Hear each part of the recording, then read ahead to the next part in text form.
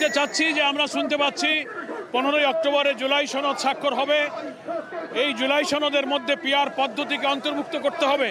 জামাত ইসলামী জুলাই সনদের প্রস্তাবনার মধ্যে এই পিআর পদ্ধতি প্রস্তাব করেছিল। এইটা জুলাই সনদ অন্তর্ভুক্ত করে গণভোটে দিতে হবে। জনগণ আশা করি পিআরের পক্ষে মতামত দেবে। এটাই আমাদের দাবি। লেভেল প্লেইং ফিল্ড, অপরাধীদের বিচার এবং ফ্যাসিস্টদের দোসরদের রাজনীতি নিষিদ্ধ করার এই দাবি আমরা করছি। এটার কারণেই আমরা আজকে দেশব্যাপী বিভাগীয় সদরে গণমিছিলের আয়োজন করি। আপনাদের দাবি পূরণ না হওয়া পর্যন্ত কি রাজপথে আন্দোলন? হ্যাঁ, গণমিছিল আমাদের বিভাগীয় সদর এবং মহানগরীগুলোতে হচ্ছে। আগামী 12 তারিখে সারা দেশে বিক্ষোভ এবং প্রধান উপদেষ্টা বরাবর জেলা প্রশাসকের মাধ্যমে স্মারকলিপি প্রদান করা হবে একই দাবিতে, 5 দফা দাবি। দর্শক শুনছিলেন জামাতের সেক্রেটারি জেনারেল মিয়া গোলাম পরোয়ার।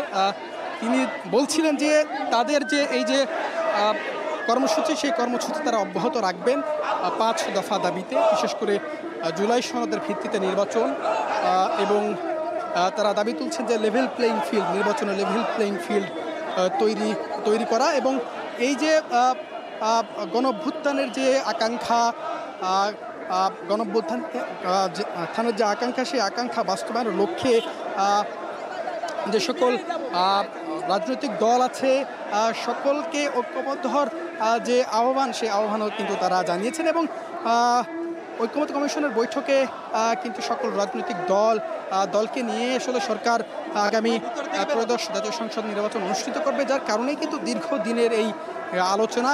তবে এখন পর্যন্ত বেশ কিছু বিষয়ে জামাত, বিএনপি সহ বিভিন্ন দল ঐক্যমত্যে একমত হতে পারেননি, যার কারণেই এখনও জামাত বলছে যে তারা রাজপথে আন্দোলন চালিয়ে যাবেন এবং তাদের যে বিভাগীয় শহর সহ সারা দেশেই এই যে কর্মসূচি, তাদের 5 দফা, সেই 5 দফা কর্মসূচি তারা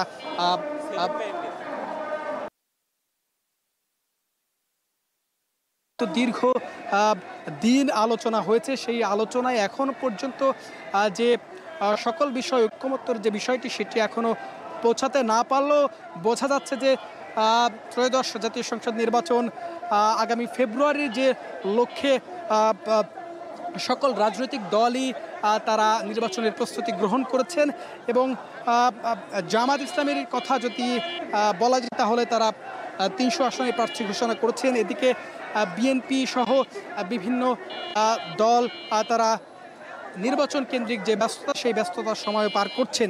পাশাপাশি আমরা এখন যেটি দেখছি আজকের এই জামাত ইসলামীর গণমিছিল, সেই গণমিছিলে তারা 5 দাবি, এই এর আগেও বিক্ষোভ করেছে, সারা দেশে কর্মসূচি গ্রহণ করেছে।